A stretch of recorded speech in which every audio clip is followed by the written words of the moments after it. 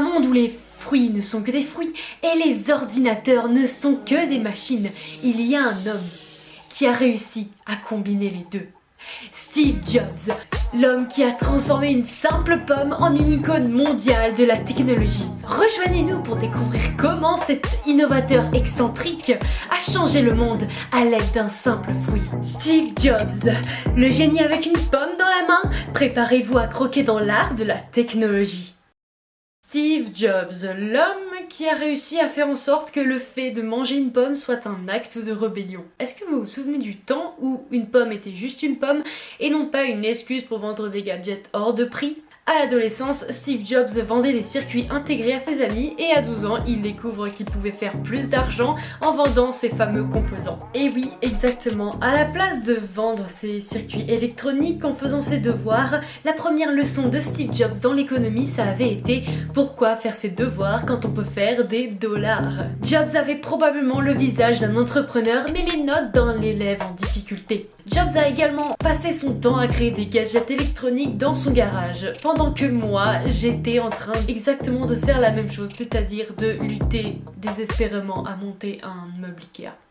Alors que la plupart d'entre nous étaient en train de jouer dans des cabanes en couverture, Steve Jobs construisait des gadgets électroniques révolutionnaires dans son garage. À 16 ans, il aurait mis au point la première télécommande universelle. Les autres adolescents devaient sûrement se demander si la télécommande avait une option « faire les devoirs à ma place ». Les amis de Steve étaient plutôt des geeks avant que ce ne soit cool.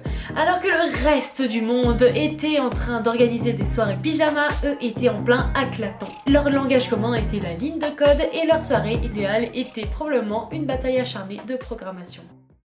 L'enfance de Steve Jobs a été le creuset de son génie. Les expériences, les défis et les inspirations de ses premières années ont façonné l'homme qui allait transformer le monde de la technologie. Dans chaque dessin, chaque bricolage et chaque défiance se trouvait la promesse d'un futur où la technologie n'avait aucune limite. Et alors que nous contemplons le chemin parcouru par ce jeune garçon californien, une seule question persiste dans nos esprits. Mais quel destin va attendre celui qui allait devenir l'un des esprits les plus brillants de notre époque ?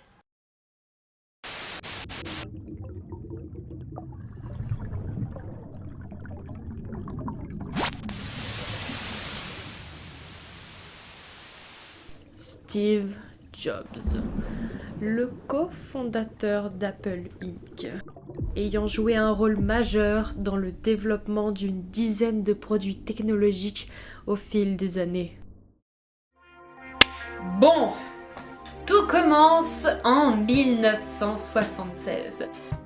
Steve Jobs et son ami Steve Wozniak, c'est quoi ce nom bordel, et Ronald Wayne fondent Apple Inc. dans un garage. Leur premier produit, l'Apple I, qui semblait incroyable sur papier, mais qui n'en était pas moins décevant. Pourquoi me diriez-vous ? En fait, l'Apple I avait un boîtier non inclus, mais ce n'est pas tout. Pas de clavier, ni de moniteur, ni même d'alimentation électrique, ce qui rendait l'Apple I plus adapté aux amateurs d'informatique et aux bricoleurs. Parce que oui, tout le monde ne sait pas mettre une carte mère dans un ordi, surtout à l'époque où les ordinateurs ne sont qu'en phase de développement. Mais heureusement pour eux et pour nous, l'Apple II sortira un an plus tard, en 1977, et il sera beaucoup mieux que ses prédécédents. Mais c'est en 1984 que Steve Jobs a révolutionné l'informatique avec le lancement du Macintosh, alias Mac. Doté d'une interface graphique conviviale, le Macintosh a rendu les ordinateurs personnels accessibles à tous.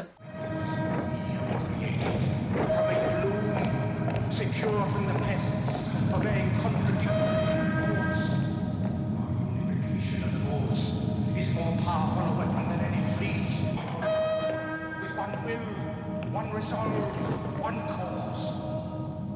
I'll talk themselves to death, and we will bury them with their own confusion. We shall prevail. On January 24th. Est-ce qu'on peut dire qu'elle crève l'écran ?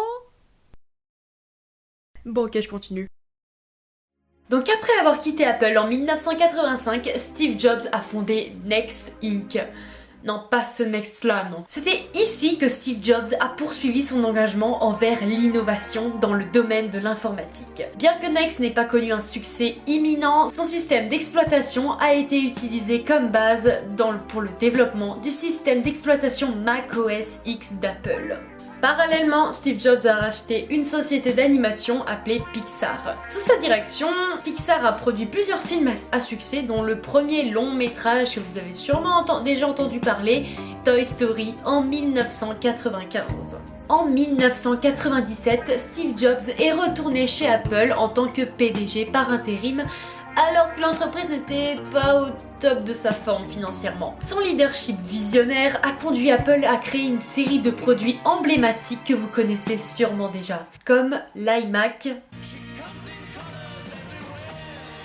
et l'iPod.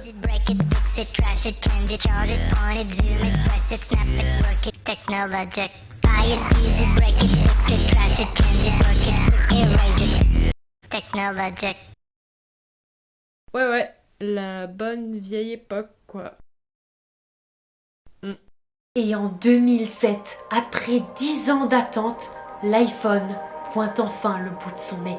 Ou plutôt de son écran à 400 balles. L'iPhone a ouvert la voie à une multitude d'applications et de services innovants, changeant radicalement la façon dont nous évoluons, partageons avec le monde qui nous entoure, travaillons et interagissons avec le monde. L'iPhone devient l'un des produits les plus emblématiques et les plus vendus et les plus influents de l'histoire de la technologie. Hello? Hello. Oh, hello, Barney. Hello. Oh, hello. Yo, yo. Hello. Hello.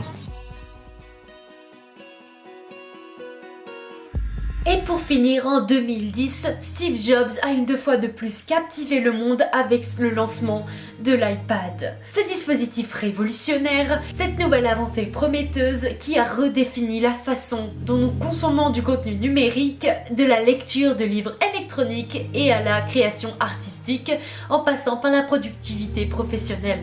Mais malheureusement, toutes les bonnes choses ont une fin. Steve Jobs décède le 5 octobre 2011. Il était atteint d'une forme rare de cancer du pancréas appelée neuronotrine. Bordel, c'est quoi cette merde? Neuronotrine, c'est quoi ça? Même si Steve Jobs n'est plus avec nous aujourd'hui, il faut pas oublier que Steve Jobs a laissé sa trace dans le monde de la technologie. Il n'a jamais eu peur de l'échec et a vu les revers comme des opportunités d'apprentissage. Mais surtout, Steve Jobs a changé le domaine de l'innovation et du design. Et ses principes ont influencé de nombreux entrepreneurs et innovateurs à travers le monde. Merci d'avoir regardé cette vidéo.